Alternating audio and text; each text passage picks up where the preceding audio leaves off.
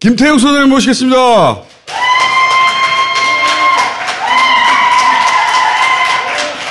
안녕하십니까, 소장님.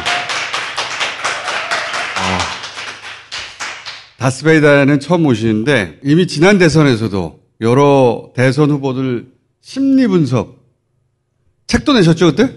네. 대통령 선택의 심리학이라고. 별명이 거리의 심리학자입니다. 혹시 이재명 후보나 다른 후보의 가족은 아니시죠?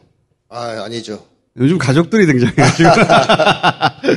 갑자기 등장해서 갑자기 정치인들 이 심리 분석을 하신 분이 아니에요. 후보들 심리 분석을 한번 시리즈로 해보겠습니다. 오늘 재밌으면 시리즈고요. 자, 우선 이재명 후보부터 출발해 보겠습니다. 자, 심리학자로 본 이재명의 가장 큰 특징이 뭡니까? 우선 공익 추구형이냐 사익 추구형이냐. 원래 정치인들은 다 공익 추구형이어야 되는데 사실은 드물지 않습니까? 사익 추구형 1번은 누군지 알아요, 제가. 이명박 정도. 그렇죠. 1등이죠. 압도적이죠. 이명박은 자기가 사익을 추구한다는 걸 너무 잘 알고 있는 사익 추구형이고 네. 자기가 사익을 추구한다는 걸 모르는 사람들도 있어요. 그러니까 의식적으로는 공익을 추구한다고 믿고 있지만 실제로는 사익을 추구하는 그런 사람들이 더 많죠. 차라리 이명박이 솔직한 거네요. 네, 솔직하죠. 네. 돈 앞에 매우 솔직한. 사익 추구형이냐 공익 추구형이냐는 것은 사적 욕망의 공적 욕망으로의 승화에 성공을 해야 된다. 사익을 아예 추구하지 않는 사람은 존재하지 않잖아요. 그렇죠. 예. 그러니까 그 사람이 공익만 추구하느냐 아니냐가 아니라 네. 사익이 공익화된 사람. 그렇죠. 그게 이제 인생 성장 과정에서 성공한 사람들이 있습니다. 그럴 경우에는 이제 공익 추구형 정치인이 되는 거고 거기에 실패한 경우에는 자기가 아무리 공익 추구형이라고 스스로 믿어도 사익 추구형인 거죠. 자기는 공익을 추구한다고 말하고 네. 스스로 생각하나 실제로 사익을 추구하고 있는 것이다. 그렇죠. 네. 우리 역사를 뒤져보면 그게 많지가 않습니다. 노무현 전 대통령 꼽을 수 있겠고 이재명 전 후보도 심리 분석을 해본 결과 공익 추구형 정치인이다라고 이제 판단을 했습니다. 소장님이 보시기에도 노무현 전 대통령과 이재명 후보가 닮은 꼴입니까? 그 심리적인 그 틀에서? 공익 추구형이라는 점에서 아주 유사하죠. 첫 번째는 뭔가를 하기 위해서 권력을 필요로 하는 사람이라고 규정을 했습니다. 사익 추구형은 반대죠. 대권을 잡기 위해서 뭔가를 하는 사람이죠. 노무현 전 대통령과 이재명 후보는 대권과 무관한 시절부터 뭔가 하고 싶은 게 있었어요. 그렇지. 예를 들면 노 전 대통령은 지역주의를 타파하겠다 그래서 부산에 가서 계속 도전한다든가. 이재명 후보 같은 경우는 성남시장 시절에 대권과는 거의 관련이 없었던 시절인데 그때 이미 기본소득을 주장하거든요. 그렇죠. 대권과 거의 관련이 없는 게 아니라 제로. 그렇죠. 그 당시에는. 제로. 그 누구도 본인도 생각을 못했던 시절부터 기본소득이라든지 무상교육. 맞아요. 지금 하는 말 그때 다 했어요. 추구합니다. 뭘 하고 싶어요. 대권과 무관한 시절부터. 그 말씀하시니까 생각나는 게 네. 이재명 지사가 줄기차 한 말이 있어요. 자기는 일을 하기 위해서 그 권력이 필요한 거라고. 그렇죠. 그 자리에 가고 싶은 게 아니라. 네. 공익 추구형이 할 수 있는 전형적인 발언입니다. 두 번째 특징은 개인적 손해를 두려워하지 않죠. 공익을 추구하다 보면 기득권 세력의 강력한 저항과 공격을 받게 돼 있지 않습니까? 근데 그러다 보면 개인적으로는 손해볼 수가 있어요. 그렇겠죠. 출세도 못하고 주변에 사람도 안 모이고 근데 그 길을 갑니다. 본인이 사적으로 원하는 것과 그것이 공적으로 실현됐을 때 두 개가 일치하니까. 그렇죠. 그리고 거기에서 별로 힘들어하지 않죠. 노무현 전 대통령도 사실 욕먹을 짓을 골라가면서 한다는 얘기를 들었지 않습니까?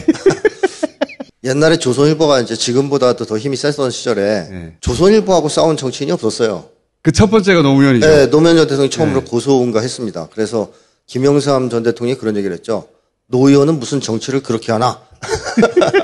그래도 가요. 근데 이재명 후보한테 제가 처음에 강한 인상을 받았던 대목이 광화문에서 단식농성할 때입니다. 단식농성. 지방 교부금 삭감한다고 할 때. 그렇죠. 박근혜 정부 시절에. 네. 김영삼 전 대통령이 봤으면 저는 미치지 않았나. 기초단체장이 대통령하고 싸우면서 단식한 최초의 사례예요. 미친 거죠. 네, 미쳤습니다.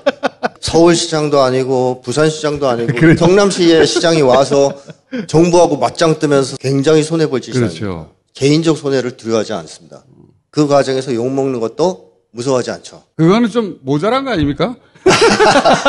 그래, 바보 노무현이라는 별명이 그래서 나온 거 아닙니까? 손해보는데도 그 길을 꿋꿋이 가는구나. 이제 이재명 후보도 두드려 맞으면서 욕먹을 짓을 많이 해왔죠. 성깔인 것 같기도 하고. 네, 성깔도 있어야 되죠. 그리고 세 번째 특징은 사람들을 피하지 않습니다. 왜냐, 대중들을 피하지 않아요. 본인이 공익을 추구하고 있다는 확신이 있기 때문에 사람들을 피하지 않습니다. 노 전 대통령도 사람들을 피하지 않았고요. 굉장히 좋아했어요, 사람들. 네, 좋아했죠. 만나는 걸 좋아했죠. 사람들 앞에 이야기하는 것도 엄청 좋아하고. 네네. 네. 퇴임 후에도 봉화마을에서 사람들 오면 너무 좋아하셨잖아요. 데모대가 있어서 반대를 해도 만나려고 그래요. 맞아요. 이재명 후보도 비슷한데요. 사람들 만나는 걸 무서워하지 않고, 그래서 계곡 상인들과의 그 유명한 대화, 직접 대화를 하죠. 아, 그거 동영상으로 보면 감탄스러운 부분이 있습니다. 네. 네. 설득해냅니다. 그리고 경기대에서 또 코로나 때문에 학생들이 항의하러 와요. 그렇죠. 그럼 만나서 대화를 합니다. 네, 풀어요. 그건 말하는 걸 좋아하는 거 아닙니까? 역대 대통령 중에서 퇴임하고 대중들과의 접촉을 즐긴 사람이 있나요? 노무현 대통령이 유일했고. 유일하죠. 살아생전에도 대중 앞에 나가서 얘기하고 싶어. 네. 그걸 좋아해. 자신감이 있는 거죠. 국민들이 알아줄 것이다. 그렇기 때문에 대중 접촉을 피하지 않는 거죠. 아, 저거하고 연결되는 것 같습니다. 사적 욕망이 아니니까 네, 그렇죠. 숨길 게 없잖아. 그렇죠. 그런 거 하고 연결되고. 그렇죠. 이것도 좋아하고. 이제 두 분 다 말을 잘하시죠. 한 가지 더 얘기할 게 국민과의 강한 연대감을 갖고 있다. 당연한 거죠. 공익추구형이니까. 그래서 노무현 전 대통령은 자서전 같은 데 보면 노동자를 위한 정치를 하고 싶었다는 얘기를 계속 한단 말이에요. 이재명 후보는 한술 더 떠요. 연대감이 아니고 일체감이 있는 후보입니다. 이게 제가 이제 굉장히 특징적으로 분석한 대목인데. 어떻게 그게 드러납니까? 이재명 후보가 자기 자서에서 이런 얘기를 합니다. 나는 나의 행복을 위해 정치를 한다. 충격이었어요, 저는. 저런 얘기를 할 수 있는 사람이 있구나. 그 얘기를 이명박이 했으면 제가 이해가 돼요. 이제 이재명 후보의 촛불 집회 당시에 연설이 있습니다. 촛불 집회 현장은 탄핵을 눈앞에 두고 있는 이제 국민들이 다 떨쳐나와서 싸우고 있는 현장이라서 굉장히 감정적으로 고양돼 있잖아요. 예. 거기에 나가서 이제 즉흥 연설을 하는데, 흥분되니까 속마음 나오거든요. 평상시에는 좀 절제하더라도. 속마음이 툭툭 튀어나오는데 거기서 어떤 화법을 쓰냐 하면, 노동자에 대한 얘기를 하면서, 우리는이라는 화법을 써요. 그러니까, 보통 정치인들, 노동자 여러분들이라고 하죠, 여러분들. 그렇죠. 노동자 여러분들은 여태까지 당하고 살아왔습니다. 이런 식으로 표현해요. 네. 근데 이재명 후보는 우리는 그동안 많이 당하고 살았습니다. 이렇게 얘기해요. 자기를 그 안에 포함시킨 거죠. 노동자로서의 정체성이 있네요. 그렇죠. 우리는 이걸 묵과해서는 안 된다. 이런 식으로 표현합니다. 계속 우리는이에요. 본인이 소년공이었으니까. 그렇죠. 그래서 나는 무의식적으로는 이재명 후보가 노동자로서의 정체성을 갖고 있다고 봅니다. 그렇게 생각이 드네요. 네. 그래서 주변 분들도 그 얘기 하시더라고요. 지켜보니까 그냥 노동자더라. 그렇게 생각하고 있더라. 노 전 대통령은 지식인으로서 국민과 연대한다는 입장이었다면 이재명은 그냥 자기가 국민인 거예요. 노동자고. 그러니까 거기서 나오는 일체감이라는 게 있어요. 자기가 특별한 존재, 특별한 계급이라는 생각이 전혀 없구나. 그렇죠. 그런 게 없죠. 그래서 우리라고 쓰는 거죠. 우리. 네. 자기도 그 사람 중에 하나일 뿐이니까. 그렇죠. 그런 화법 쓰는 정치인은 제가 처음 봤습니다. 특히 이제 그런 집회에서. 소장님 예리하신데?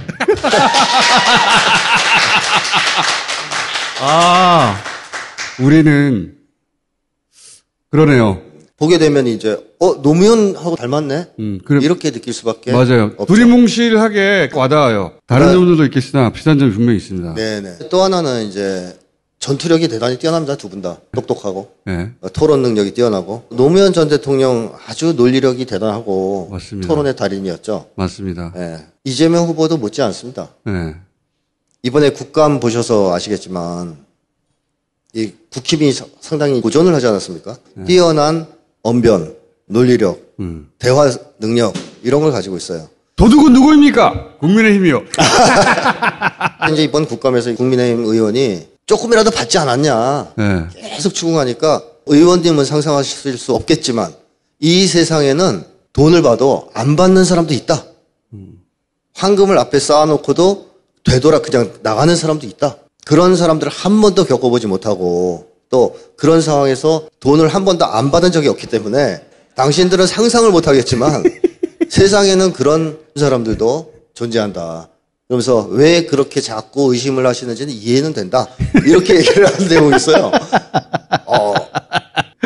자기가 평생 단 한 번도 안 받았다는 얘기죠. 그렇죠. 사실. 그런 자신감이 없고는 할 수 없는 얘기고 이 험악한 세상에서 살아온 삶 자체가 깨끗하다 하는 걸 보여주는 하나의 징표라고 저는 봤어요. 왜 사익과 공익이 서로 그 싱크가 돼버린 거죠? 이재명 후보의 어린 시절의 꿈은 매맞지 않는 삶이었습니다. 아, 그런 말 했었어요. 예. 초등학교 때부터 준비물 못 가져가서 맞고 육성회비 뭐 그런 거 못 내서 맞고 시골에서 학교에서 얻어 터진 것이고. 그렇죠. 그리고 나서 공장 들어가서도 계속 얻어 터졌다고 그랬죠. 소년공 시절에도 출근할 때 엎드려 뻗쳐서 빠따 맞고 퇴근할 때 또 맞고 너무 많이 맞으니까 이재명 후보의 어린 시절의 꿈은 안 맞는 거였습니다. 네. 그래서 관리자가 되고 싶거나 맨 처음에는 반장, 그 라인 반장이 되고 싶었대요. 네. 반장이 때리니까. 안 맞는 위치로 가고 싶었던 거죠. 너무 고통스러우니까. 그렇게 살다가 운 좋게 이제 대학에 갔어요. 네. 광주를 접하고 사회의식이 생기기 시작합니다. 근데 여기서 이재명 후보가 한 말이 있죠. 나는 여태까지 내가 못나서 이렇게 살았던 걸로 알고 있었다. 우리 이웃들도 다 못나서 그렇게 산 줄 알았더니 그게 아니더라. 이게 사회 문제더라. 그 순간 피가 막 거꾸로 솟는 것 같아. 이런 표현을 쓰거든요. 그 순간 깨우친 겁니다. 야, 이 세상 문제구나. 사회 문제구나. 그렇다면 나 혼자 매 안 맞는 위치로 가는 게 중요한 게 아니다. 여전히 내 부모, 형제, 친구들은 다 매 맞고 있을 거 아니냐. 모두가 매 맞지 않을 수 있는 세상을 만들어야 되겠다. 이때가 이제 승화의 계기점이었다. 출세 욕구 혹은 성공 욕구가 이제 이게 사회적 문제였구나라는 깨달으면서 개인적 목표하고 공적인 목표가 일치하게 돼버리는 거네요. 그렇죠. 노무현 대통령도 비슷한 과정을 겪죠. 네네. 노무현 전 대통령의 경우에는 어린 시절에 그 노 전 대통령이 살던 마을에 친일파들이 지주가 됐어요. 해방 이후에. 그래서 이 사람들이 소작인들을 계속 땅을 뺏으려고 예. 소송을 걸었습니다. 노 전 대통령의 아버지가 소작농이 아니니까 개입할 필요가 없는데 증언을 해준 겁니다. 소작농들한테 유리하게. 그런 정의로운 행동을 한 대가로 지주하고 그 앞잡이들한테 테러를 당해서 피 묻은 적삼을 입고 집에 들어오시는 그런 장면을 노 전 대통령이 어릴 때 보죠. 그 충격이 굉장히 컸어요. 근데 노 전 대통령의 어머니가 쓸데없는 짓거리 해가지고 저런 꼴이나 당하고 넌 저렇게 살지 마라. 모난돌이 정맞는다. 나서지 마라. 그래서 노 전 대통령이 사실은 더 일찍 민주화운동을 했어야 될 분인데 그 훈계 때문에 회피합니다. 사회 문제를. 그래서 돈 많이 벌어서 출세하려고 그랬죠. 네네. 변호사님 보면 돈 벌려고 그러잖아요. 네. 애써 외면한 거예요. 그러다가 이제 시국 사건으로 대학생들이 잡혀온 걸 보면서 그 대학생들의 저 처참한 몰골을 통해서 아버지를 본 것도 있겠지만 더 충격이었던 것은 그 대학생들의 어머니들이 자기 어머니와 똑같은 얘기를 하더라는 겁니다. 계란으로 바위치기다, 모난돌이 정맞는다. 그 순간 노 전 대통령이 이제 머리에 망치를 맞은 것처럼 충격을 받죠. 야, 이거 우리 가족의 문제가 아니네. 우리 역사가 이랬다. 네, 우리 역사의 문제고 사회의 문제구나. 우리 아버지 같은 사람들은 계속 있어 왔구나. 이거를 깨지 않으면 우리나라의 미래가 없겠다. 승화가 된 거죠. 민주화 운동에 뛰어듭니다. 그 유명한 연설이 있지 않습니까? 네, 그래서 그 600년 연설이 나오죠. 그렇죠. 야, 이놈아, 계란으로 발치기다. 그만둬라. 너는 뒤로 빠져라. 이 비겁한 교훈을 가르쳐야 했던 우리의 600년의 역사, 이 역사를 청산해야 한다. 권력에 맞서서 당당하게 권력을 한번 쟁취하는 우리의 역사가 이루어져야만이 이제 비로소 우리의 젊은이들이 따뜻하게 정의를 얘기할 수 있고 따뜻하게 불의에 맞설 수 있는 새로운 역사를 만들어낼 수 있다. 거기서 노 전 대통령이 얘기하잖아요. 우리 어머니도 모난돌이 정맞는다고 나서지 말라 그랬고 80년대 대학생들의 어머니도 그랬다. 비겁함을 삶의 교훈으로 가르쳐야 했던 이 역사가 끝장내야 되지 않냐. 노 전 대통령의 꿈은 그거였죠. 정의가 승리하는 것을 국민들한테 보여주는 거. 이재명 후보도 그런 승화 과정을 거치고 나서부터는 줄기차게 공익 추구를 향해 달려가죠. 어떤 일화가 있냐면 이재명 후보가 사법고시를 통과해서 연수원에 있는데 당시 노무현 변호사가 강연자로 왔다는 거예요. 근데 그때까지만 하더라도 처음으로 광주를 알게 되고 충격을 받고 아 나는 이제 사회운동을 해야 되는 거구나 이렇게 생각했는데 나이가 너무 어리니까 나와가지고 먹고 살 길이 막막한데 그래서 처음에 주변에서는 전부 다 판사 몇 년 하고 검사 몇 년 하다가 나와라 그래야 변호사 사무실 열지. 처음부터 20대 변호사 사무실 열어가지고 누가 의뢰인이 오느냐. 그래서 그렇게 해야 되나 싶었대요. 근데 노무현 대통령이 인권 변호사 할 때죠. 와가지고 주변에서 그런 얘기 많이 할 거다. 근데 그냥 해도 된다. 그래서 그 연설 듣고 판사나 저희 검사로 안 갔다는 거 아니에요. 그 연설 듣고 인권 변호사를 처음부터 시작한 거예요. 그래서 생고생했대. 두 사람의 인연이 그렇게 딱 만나요. 그렇죠. 네. 이어졌죠. 한 가지 더 얘기하자면 두 분이 이제 굉장히 솔직해요. 그걸로 큰 곤욕을 치르죠, 맨날. 그렇죠. 노 전 대통령도 엄청나게 솔직하거든요. 대통령 후보 토론회 때 상대방 후보가 옥탑방을 몰라가지고 욕을 막 먹었어요. 귀족 후보다. 근데 노무현 전 대통령도 몰랐다는 거예요. 주변에서 몰랐다 그러면 안 되니까 알았다고 거짓말해라 이랬는데 안 합니다. 자기도 몰랐다고 얘기합니다. 그랬지. 네, 손해볼 짓인데도 불구하고 그냥 진실을 얘기해요. 자기 감정, 자기 속마음 얘기하는 것을 주저없이 표현하시는 분이죠. 그리고 이재명 후보도 자기 속마음을 있는 그대로 탁 표현을 많이 하는 분이라서 욕을 좀 많이 먹는. 바지 한번 내릴까요? 뭐 이런 것도. 욕을 좀 많이 먹는 게 아니라 먹는 욕의 대부분은 그거죠. 네네. 어떤 사람들은 이제 가볍다, 뭐 이제 경망스럽다 얘기하는 건데 공익추구형한테는 저는 장점이라고 봅니다. 이 사익추구형은 예를 들면 홍준표 후보가 이제 또 솔직성으로는 알아주는 사람인데 그렇죠. 이분은 속마음이 좀 문제가 있어서 솔직하게 말할 때마다 점수를 잃어요. 공익추구형들은 속마음을 얘기해서 손해볼 게 별로 없어요, 사실.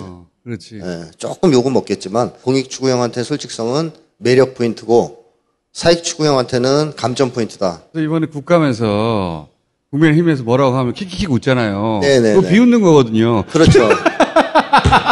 원래 훈련된 정치인은 그럴 때 표정 관리해야 되는데. 아이, 그럼요. 예. 그러니까 그거 참모들한테 혼났을 거야.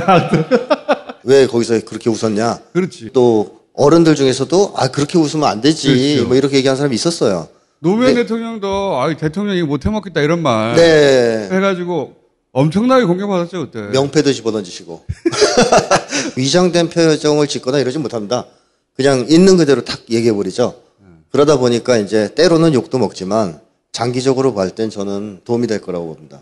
직선적인 언어, 비유적인 언어, 그 대중적이고 통속적인 언어를 쓴다든가 이런 점은 상당히 유사하죠. 생각해보면 노무현 대통령이나 이재명 후보나 자기 백이 있습니까? 뭐 줄이 있습니까? 배경이 있어요. 믿을 게 일반 국민들밖에 없는 거예요, 사실은. 그렇죠. 그래서 집단지성을 믿는다고 하고 국민들을 믿는다고 하고 하는 게 그게 본심이기도 하지만 거기밖에 기댈 데가 없어. 그 양반들이. 그걸 이제 사람들이 알아주면 선택하는 것이고요. 그렇죠. 그래서 이재명의 전투력은 곧 국민의힘, 이게 국민의힘이라 그러면 또 참 좋은 말인데 못 쓰겠습니다. 어쨌든 백은 국민밖에 없어요. 성남에서도 반대에 부딪히면 국민들 찾아가서 호소했어요. 아마 앞으로의 대선 과정에서도 계속 국민들한테 호소할 겁니다. 당선되더라도 어려움에 부딪힐 때마다 직접 국민들한테 호소해서 난관을 뚫고 나갈 가능성이 굉장히 많다. 산으로 들어가는 사람들도 있고요. 회의하는 사람도 있고 그런데 시민들 국민들한테 직접 물어보는 스타일이죠. 거기 기대서 여기까지 왔다고 생각하니까. 네, 그러니까 뭐 미리 짜놓고 이런 걸 별로 안 좋아하고 자기 속마음에 있는 생각을 그대로 표현하고 얼굴 표정도 그냥 막 변하잖아요. 그러니까 화가 나면 울그락불그락, 기분 좋으면 헤헤헤. 제스처도 굉장히 열정적이고 말도 일반인들이 쓰는 말을 써요. 저작거리의 말이에요, 실제. 네, 그 속에 살아왔기 때문에 네. 대중들이 언어를 씁니다. 그러니까 나쁜 의미도 좋은 의미도 아닌 그냥 노동자의 정서를 가지고 있어요. 그렇죠. 그러다 보니까 공장 노동자 시절에 같이 일했던 사람들 지금도 만난단 말이야. 그러기 쉽지 않거든요. 그럼요. 가난을 부끄러워하는 사람은 다 절연하죠. 자기 출세하면 안 그걸 이제 만납니다. 그냥 흔들죠. 내가 한때 가난했어 그러면서. 그렇죠. 근데 이재명 후보는 지금도 만나고 가난을 부끄러워하지 않습니다. 그러니까 자기의 결함, 약점 이런 것까지 다 얘기합니다. 솔직하게. 이명박은 자기 인생에서 제일 부끄러웠던 시절이 가난이라 그러잖아요. 그 노점상 할 때 여고생들이 지나갈 때가 제일 부끄러웠다 그러거든요. 네, 가난이 부끄러웠다고 하죠. 근데 이제 이재명 후보는 가난 같은 걸 부끄러워하지 않죠. 저는 사람들이 이제 이재명 후보한테 표현하는 거 이런 걸 절제해라라고 얘기하는 거는 인파이터한테 아웃복싱 하라고 얘기하는 거랑 똑같다고 봐요. 그거는 제가 볼 땐 죽을 때까지 잘 안 바뀌지 않을까. 차라리 인파이터로서의 능력을 최고조로 발휘하는 거. 그래서 자기 스타일 유지하면서 대선전에 임하는 것이 이재명 후보에겐 좋을 거라고 생각합니다. 소장님 다시 한번 확인하는데 가족 아니시죠? 네, 아닙니다. 아니 부인 외가 쪽으로 이렇게 전혀 없습니다. 전혀 없어요? 네. 확실하죠? 네. 오늘 여기까지 하겠습니다. 감사합니다. 예.